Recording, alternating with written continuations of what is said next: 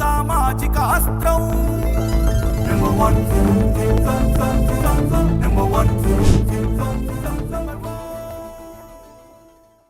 దేశం ఏదైనా ప్రాంతం ఏదైనా పాలకుడు నాయకుడు సరైన వారు కాకపోతే అక్కడి ప్రజల జీవితం అస్తవ్యస్తమవుతుంది. సరైన సమయంలో సరైన నిర్ణయం తీసుకోకపోతే మంచి చెడు తప్పు ఒప్పు అనే విచక్షణ జ్ఞానం లేనివాడు పాలకుడైతే ఆ దేశ ప్రజలు నరకం చూస్తారు. అదిగో అలాంటి వారి వల్లే వెనుజులా, కంబోడియా, మన పక్కనే ఉన్న పాకిస్తాన్, బంగ్లాదేశ్, శ్రీలంక లాంటి దేశాలు సర్వనాశనమయ్యాయి. నిత్యం అల్లర్లతో, బాంబుల మోతలతో, ఆకలి మంటల కేకలతో అల్లాడుతున్నారు ఆ దేశాల ప్రజలు. అదృష్టవశాత్తు భారతదేశానికి అటువంటి విధ్వంసకర పాలకులు రాలేదు కాబట్టి మనం బతికిపోయాం. ఇల్లు బాగుంటే గ్రామం బాగుంటుంది, గ్రామం బాగుంటే జిల్లాలు బాగుంటాయి, జిల్లాలు బాగుంటే రాష్ట్రాలు బాగుంటాయి, రాష్ట్రాలు బాగుంటేనే దేశం బాగుంటుంది. ఇది ఒక గొలుసు కట్టు వ్యవస్థ. మన ప్రజాస్వామ్య గొప్పతనం. ప్రజల కొరకు ప్రజల చేత ప్రజా ప్రతినిధులుగా ఎన్నుకోబడి ప్రజల సొమ్ముతో ప్రజలను పరిపాలించే నాయకుడు సరైన వాడు అయ్యుండాలి. దురదృష్టవశాత్తు ఆంధ్రప్రదేశ్ రాష్ట్రానికి 2019 నుంచి 2024 మధ్య కాలంలో అటువంటి ప్రభుత్వమే ఏర్పడింది. ఉచితాల పేరుతో కొంతమంది ప్రజలకు ప్రజల సొమ్మును పప్పు బెల్లాల్లా పంచిపెడుతూ రకరకాల పథకాల పేరుతో వేల కోట్ల రూపాయలను నాయకులు దోచుకుంటూ ప్రజలకు కావాల్సిన త్రాగునీరు, రోడ్లు, విద్యుత్, ఉపాధి వంటి మౌలిక సదుపాయాలను గాలికి వదిలి రాష్ట్రాన్ని అప్పుల కుప్పగా మార్చి అధోగతి పాలు చేశారు. ఒక్క ఛాన్స్ అంటూ అధికారంలోకి వచ్చిన నాటి ప్రభుత్వం ప్రజలకు బ్రతికేందుకు అసలు ఏ ఛాన్స్ లేకుండా చేసింది. నాటి ప్రభుత్వ అరాచక పాలనకు చరమగీతం పాడుతూ టీడీపీ, జనసేన, బీజేపీ పార్టీల కూటమికి ప్రజలు బ్రహ్మరథం పట్టారు. అస్తవ్యస్తమైన రాష్ట్రాన్ని గాడిలో పెట్టేందుకు ముఖ్యమంత్రి చంద్రబాబు, ఉప ముఖ్యమంత్రి పవన్ కళ్యాణ్లు ఢిల్లీ పెద్దలతో సఖ్యతగా మెలుగుతున్నారు. మంచిగా మెత్తగా వ్యవహరిస్తూ చాప కింద నీరులా నిధులు రాబడుతున్నారు. కొన్నిసార్లు అవసరానికి మించి కూడా వినయాన్ని ప్రదర్శిస్తున్నారు. ఎందుకంటే రాష్ట్ర ఆర్థిక పరిస్థితి అలా ఉంది. అంతేకాదు కూటమి పార్టీలు ఎన్నికల్లో ప్రజలకు సూపర్ 6 పేరుతో భారీ హామీలిచ్చాయి. కొన్ని అమలు చేయాల్సిన పరిస్థితి ఆంధ్రప్రదేశ్ లో నెలకొంది. అనామక రాష్ట్రంగా మారిన ఏపీని తిరిగి పెట్టుబడులు పెట్టేందుకు అవసరమైన రాష్ట్రంగా మార్చాలంటే రోడ్లు, త్రాగునీరు, విద్యుత్, రవాణా వంటి మౌలిక సదుపాయాలను మెరుగుపరచాల్సిన అవసరం ఏర్పడింది. మరోవైపు రాజధాని అమరావతి పనులు ఎక్కడివి అక్కడే ఆగిపోయాయి. వీటన్నిటికీ వేల కోట్ల రూపాయల నిధులు కావాలి. ప్రజల జీవన పరిస్థితులను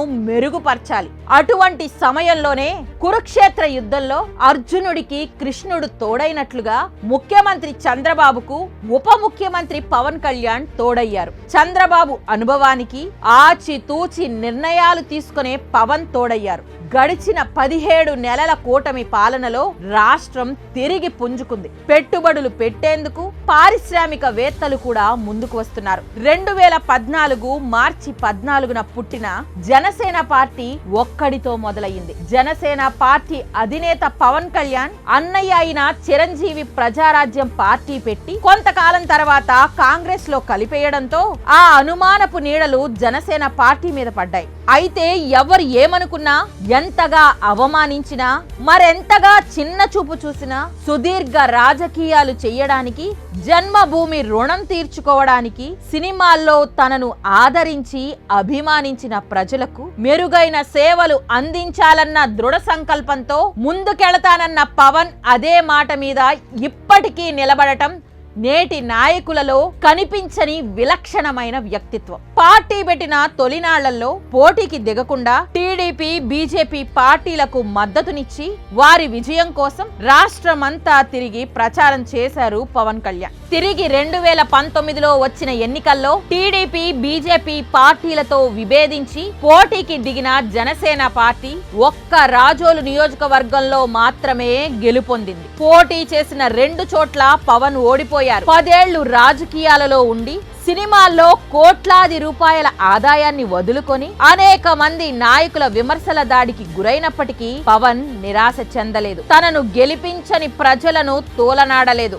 ఎవరెన్ననుకున్నా తాను రాజకీయాలలో ఉంటానని, ప్రాణాలనైనా వదిలేస్తా కానీ ప్రజా సేవ మాత్రం మాననని ఘంటాపదంగా చెబుతూ పవన్ తన రాజకీయ ప్రయాణాన్ని కొనసాగించారు. 2024 ఎన్నికలకు ముందు నాటి జగన్ ప్రభుత్వం చంద్రబాబుపై అక్రమ కేసులు పెట్టి రాజమండ్రి సెంట్రల్ జైలుకు పంపింది. ఆ సమయంలోనే ఒక్క ప్రతిపక్ష ఓటు కూడా చీలనివ్వనని శపథం చేసిన పవన్ రాజమండ్రి సెంట్రల్ జైలుకు నేరుగా వెళ్లి టీడీపీతో పొత్తు గురించి ప్రకటన చేశారు. అప్పటికి బీజేపీతో టీడీపీ సంబంధాలు అంతంత మాత్రంగానే ఉన్నాయి. ఈ పొత్తు ముఖలో పుట్టి పుబ్బలో పోయే పొత్తుగానే అందరూ అనుకున్నారు. అయితే పవన్ కళ్యాణ్ పట్టుదలతో బీజేపీని ఒప్పించి కూటమిలోకి తీసుకురావడమే కాదు, అటు టీడీపీకి ఇటు బీజేపీకి సంధానకర్తగా ఉంటూ కూటమి ప్రచారం నిర్వహించారు. అప్పటికే జగన్ పాలనపై విసుగెత్తిన ప్రజలు కూటమికి బ్రహ్మరథం పట్టారు.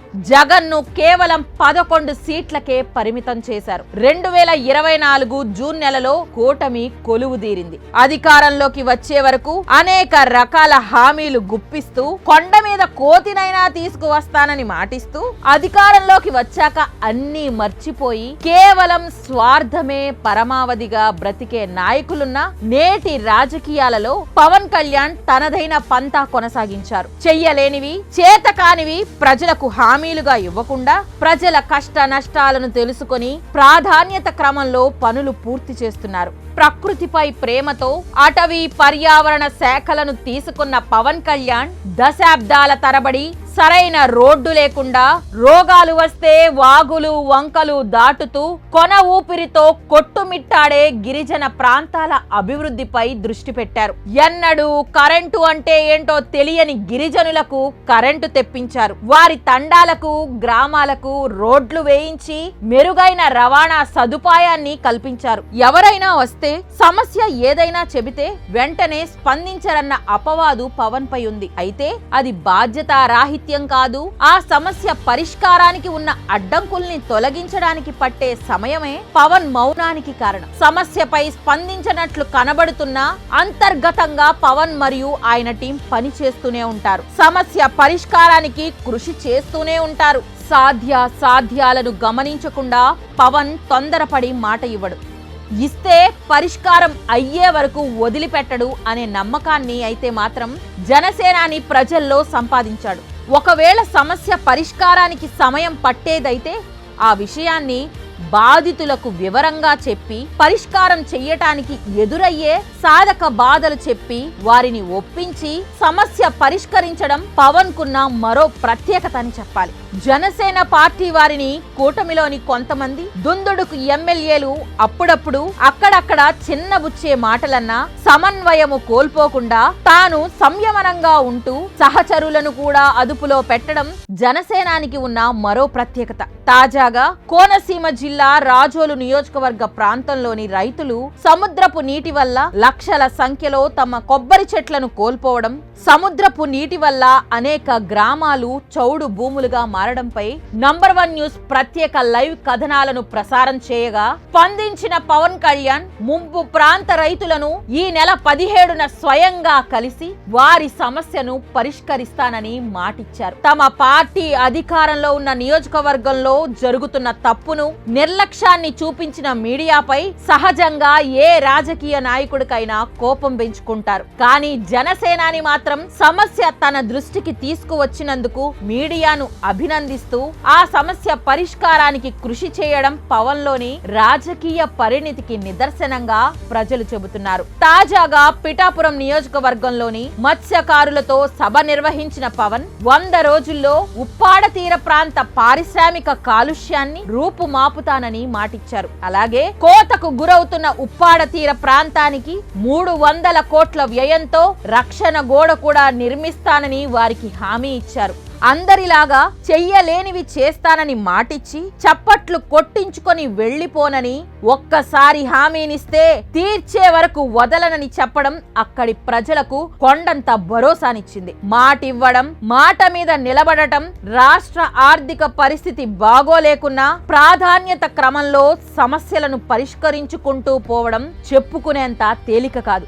గాలిలో ఎగురుకుంటూ వచ్చి గాలి మాటలు చెప్పి తిరిగి ముఖం కూడా చూపించని నాయకులున్న నేటి రాజకీయాలలో ఇచ్చిన మాటకు చేసిన భాషకు కట్టుబడే పవన్ లాంటి వ్యక్తిత్వం ఉన్న నాయకులు వందల్లో ఒకరుంటారు. అటువంటి నాయకుడు ఆంధ్రప్రదేశ్ ఉప ముఖ్యమంత్రిగా ఉండటం రాష్ట్రానికి ఎంతో ప్రయోజనకరం అనడంలో అతిశయోక్తి లేదు. ముఖ్యమంత్రిగా చంద్రబాబు, ఉప ముఖ్యమంత్రిగా పవన్ కళ్యాణ్ సారథ్యంలో ఆంధ్రప్రదేశ్ రాబోయే రోజుల్లో సర్వతోముఖాభివృద్ధి చెందుతుందనడంలో ఎటువంటి సందేహం లేదు.